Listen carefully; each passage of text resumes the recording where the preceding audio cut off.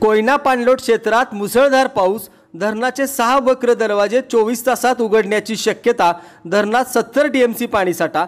कोयना धरण परिसरात सुरू असलेल्या जोरदार पावसामुळे जुलैच्या पहिल्याच आठवड्यात धरणाचा पाणीसाठा तब्बल 70 टीएमसीवर पोहोचला आहे। सध्या छत्रपती शिवाजी महाराज जलाशयात 70 टीएमसी म्हणजे सुमारे 66.51% पाणीसाठा झालेला आहे। मे महिन्यातच कोयना पाणलोट क्षेत्रात दमदार पावसाला सुरुवात झाली होती। ही धरणाच्या इतिहासातील अभूतपूर्व घटना ठरली आहे। सध्या जलाशयात दररोज 2 टीएमसीने वाढ होत असून मंगळवारी 8 जुलै रोजी जलाशयात येणाऱ्या पाण्याची आवक 20,857 क्युसेस इतकी होती।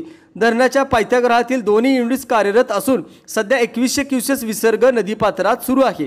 गतवर्षी याच दिवशी म्हणजे 8 जुलै 2024 रोजी केवळ 31.27 टीएमसी पाणीसाठा होता।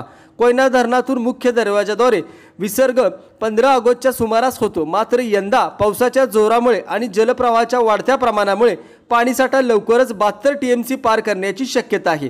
पाणीसाठा 72 टीएमसी वर गेल्यावर धरणाचे 6 वक्र दरवाजे उघडले जातात।